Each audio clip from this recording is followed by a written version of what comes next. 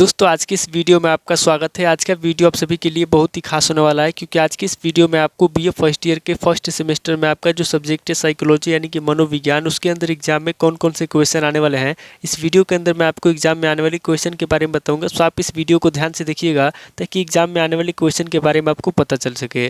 तो यही बिना किसी देरी के हम लोग शुरू करते हैं और साइकोलॉजी के अंदर एग्जाम में जो भी क्वेश्चन आने वाले हैं उन आने वाले क्वेश्चन के बारे में जानते हैं। तो यहाँ पे सबसे पहले हम लोग अति लघु उत्तरीय प्रश्नों के बारे में जानेंगे। तो अति लघु उत्तरीय प्रश्नों में पहले प्रश्न की बात की जाती है। यहाँ पे आपका पहला प्रश्न दिया हुआ है, अवधान की विशेषताएं बताइए। पहला प्रश्न कह रहा है जो अवधान है, यहाँ पे आपको अवधान की विशेषता बताना है। अब अगले क्वेश्चन की बात की जाती है। यहाँ पे आपका दूसरा क्वेश्चन दिया हुआ है, मनोविज्ञान की दो उपयोगिता बताइए। दूसरा क्वेश्चन कह रहा है जो मनोविज्ञान है, यहाँ पे आपको मनोविज्ञान की दो उपयोगिता बताना है। अब अगले क्वेश्चन की बात की जाती है। यहाँ पे आपका तीसरा क्वेश्चन दिया हुआ है, चयनात्मक अवधान क्या है। तीसरा क्वेश्चन कह रहा है कि चयनात्मक अवधान क्या है, यहाँ पे आपको चयनात्मक अवधान के बारे में बताना है। अब अगले क्वेश्चन की बात की जाती है। यहाँ पे आपका चौथा क्वेश्चन दिया हुआ है, अधिगम के प्रयास और भूल का वर्णन कीजिए। चौथा क्वेश्चन कह रहा है जो अधिगम है, यहाँ पे आपको अधिगम के प्रयास और भूल के बारे में बताना है। अब अगले क्वेश्चन की बात की जाती है। यहाँ पे आपका पांचवा क्वेश्चन दिया हुआ है, अनुबंधन की परिभाषा दीजिए। पांचवा क्वेश्चन कह रहा है जो अनुबंधन है, यहाँ पे आपको अनुबंधन की परिभाषा देना है। अब अगले क्वेश्चन की बात की जाती है। यहाँ पे आपका छठा क्वेश्चन दिया हुआ है, शास्त्रीय एवं क्रिया प्रस्तुत अनुबंधन में दो अंतर बताइए। छठा क्वेश्चन कह रहा है जो शास्त्रीय एवं क्रिया प्रस्तुत अनुबंधन है, इसमें दो अंतर बताना है। अब अगले क्वेश्चन की बात की जाती है। यहाँ पे आपका सातवां क्वेश्चन दिया हुआ है, विस्मरण के विभिन्न सिद्धांतों के नाम बताइए। सातवां क्वेश्चन कह रहा है जो विस्मरण है, यहाँ पे आपको विस्मरण के विभिन्न सिद्धांतों के नाम बताना है। अब अगले क्वेश्चन की बात की जाती है। यहाँ पे आपका आठवां क्वेश्चन दिया हुआ है, युंग के अनुसार मानसिक कार्य के कितने प्रकार हैं। आठवां क्वेश्चन कह रहा है जो युंग है, यहाँ पे आपको युंग के अनुसार बताना है कि मानसिक कार्य के कितने प्रकार हैं। अब अगले क्वेश्चन की बात की जाती है। यहाँ पे आपका नौ क्वेश्चन दिया हुआ है, व्यक्तित्व का अर्थ बताइए। नौ क्वेश्चन कह रहा है जो व्यक्तित्व है, यहाँ पे आपको व्यक्तित्व का अर्थ बताना है। अब अगले क्वेश्चन की बात की जाती है। यहाँ पे आपका दसवां क्वेश्चन दिया हुआ है, किन्हीं तीन जैव जनित अभिप्रेरकों का वर्णन कीजिए। दसवां क्वेश्चन कह रहा है जो जैव जनित अभिप्रेरक है, यहाँ पे आपको किन्हीं तीन जैव जनित अभिप्रेरकों के बारे में बताना है। अब अगले क्वेश्चन की बात की जाती है। यहाँ पे आपका 11वां क्वेश्चन दिया हुआ है, संवेग के मूल तत्व बताइए। 11वां क्वेश्चन कह रहा है जो संवेग है, यहाँ पे आपको संवेग के मूल तत्व बताना है। अब अगले क्वेश्चन की बात की जाती है। यहाँ पे आपको 12वां क्वेश्चन दिया हुआ है, अभिप्रेरणा की परिभाषा दीजिए। 12वां क्वेश्चन कह रहा है जो अभिप्रेरणा है, यहाँ पे आपको अभिप्रेरणा की परिभाषा लिखना है। तो टोटल आपके 12 क्वेश्चन होंगे जो आपसे अति लघु उत्तरीय प्रश्न में पूछे जाएंगे। अब आगे हम लोग लघु उत्तरीय प्रश्नों के बारे में जानेंगे। तो यहाँ पे लघु उत्तरीय प्रश्नों में पहले प्रश्न की बात की जाती है। यहाँ पे आपका पहला प्रश्न दिया हुआ है, मनोविज्ञान के क्षेत्र क्या है। पहला प्रश्न कह रहा है कि मनोविज्ञान के क्षेत्र क्या है, यहाँ पे आपको मनोविज्ञान के क्षेत्र बताना है। अब अगले क्वेश्चन की बात की जाती है। यहाँ पे आपका दूसरा क्वेश्चन दिया हुआ है, अवधान की विविध प्रकारों का वर्णन कीजिए। दूसरा क्वेश्चन कह रहा है जो अवधान है, यहाँ पे आपको अवधान की विविध प्रकारों के बारे में बताना है। अब अगले क्वेश्चन की बात की जाती है। यहाँ पे आपका तीसरा क्वेश्चन दिया हुआ है, भ्रम को स्पष्ट कीजिए। तीसरा क्वेश्चन कह रहा है जो भ्रम है, यहाँ पे आपको भ्रम को स्पष्ट करना है।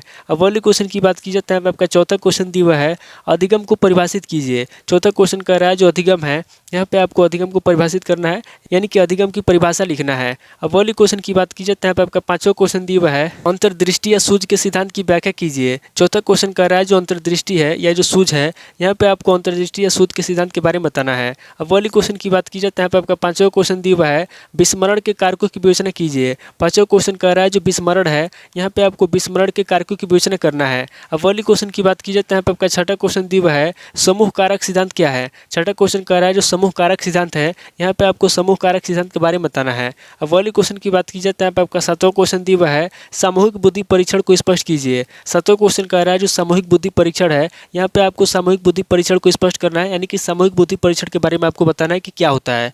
अब अगले क्वेश्चन की बात की जाती है। यहाँ पे आपका आठवां क्वेश्चन दिया हुआ है, व्यक्तित्व के सामाजिक निर्धारकों की विवेचना कीजिए। आठवां क्वेश्चन कह रहा है जो व्यक्तित्व है, यहाँ पे आपको व्यक्तित्व के सामाजिक निर्धारक बताना है। अब अगले क्वेश्चन की बात की जाती है। यहाँ पे आपका नौ क्वेश्चन दिया हुआ है, मैस्लो के व्यक्तित्व सिद्धांत का मूल्यांकन कीजिए। नौ क्वेश्चन कह रहा है जो मैस्लो है, यहाँ पे आपको मैस्लो के व्यक्तित्व सिद्धांत के बारे में बताना है और उसका मूल्यांकन करना है। अब अगले क्वेश्चन की बात की जाती है। यहाँ पे आपका 10वां क्वेश्चन दिया हुआ है, फ्रायड के मनोगतिकी में अहम योग का अर्थ कार्य बताइए। 10वां क्वेश्चन कह रहा है जो फ्रायड है, यहाँ पे आपको फ्रायड के मनोगतिकी में अहम का अर्थ बताना है, उसके कार्य बताना है।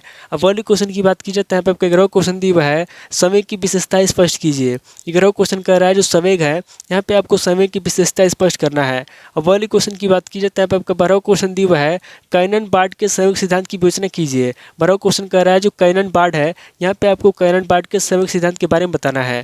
तो टोटल आपके 12 क्वेश्चन हो गए जब से लघु उत्तरीय प्रश्न में पूछे जाएंगे। अब आगे हम लोग दीर्घ उत्तरीय प्रश्नों के बारे में जानेंगे। तो यहाँ पे दीर्घ उत्तरीय प्रश्नों में पहले प्रश्न की बात की जाती है। यहाँ पे आपका पहला प्रश्न दिया हुआ है, मनोविज्ञान के विकास क्षेत्र का वर्णन कीजिए। पहला क्वेश्चन कह रहा है जो मनोविज्ञान है, यहाँ पे आपको मनोविज्ञान के विकास क्षेत्र के बारे में बताना है। अब वाली क्वेश्चन की बात की जाए तो यहाँ पे आपका दूसरा क्वेश्चन दिया हुआ है, ध्यान के निर्धारक कारकों को कमेंट कीजिए। दूसरा क्वेश्चन कह रहा है जो ध्यान है, यहाँ पे आपको ध्यान के निर्धारक कारकों के बारे में बताना है। अब वाली क्वेश्चन की बात की जाए तो यहाँ पे आपका तीसरा क्वेश्चन दिया हुआ है, अधिगम के सिद्धांत क्या है वर्णन कीजिए। तीसरा क्वेश्चन कह रहा है जो अधिगम है, यहाँ पे आपको बताना है कि अधिगम के सिद्धांत क्या है और इसका आपको वर्णन करना है। अब वाली क्वेश्चन की बात की जाए तो यहाँ पे आपका चौथा क्वेश्चन दिया हुआ है, स्मृति से आपका क्या तात्पर्य है। स्मृति में विभिन्न प्रकार के कारणों, लक्षणों, नियमों, प्रकारों का वर्णन कीजिए। चौथा क्वेश्चन कह रहा है कि स्मृति क्या होता है, स्मृति से आप क्या समझते हैं। यहाँ पे आपको सबसे पहले स्मृति के बारे में बताना है, उसके बाद आगे आपको स्मृति में विभिन्न कारकों के बारे में बताना है, लक्षणों के बारे में बताना है, नियमों के बारे में बताना है और उसके प्रकारों का वर्णन करना है। अब वाली क्वेश्चन की बात की जाए तो यहाँ पे आपका पांचवा क्वेश्चन दिया हुआ है,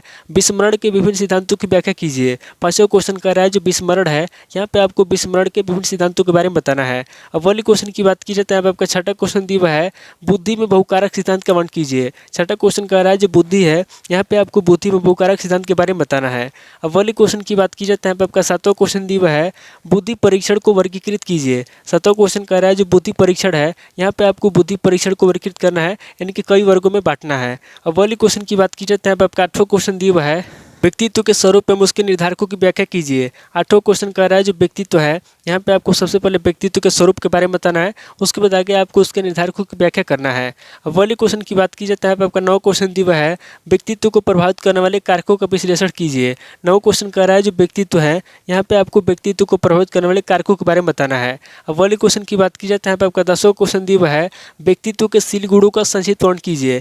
10वां क्वेश्चन कह रहा है जो व्यक्तित्व है, यहाँ पे आपको व्यक्तित्व के शील गुणों के बारे में संक्षिप्त वर्णन करना है।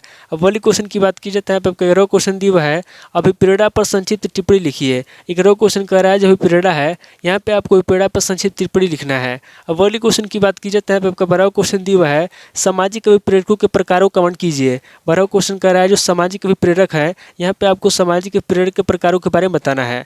अब वाली क्वेश्चन की बात की जाए तो यहाँ पे आपका 13वां क्वेश्चन दिया हुआ है, संवेग से क्या तात्पर्य है, संवेग के जेम्स लैंग सिद्धांत का वर्णन कीजिए। 13वां क्वेश्चन कह रहा है जो संवेग है, यहाँ पे आपको बताना है कि संवेग से क्या तात्पर्य है, यानी कि यहाँ पे आपको सबसे पहले संवेग की परिभाषा बताना है, उसके बाद आगे आपको संवेग के जेम्स लैंग सिद्धांत के बारे में बताना है।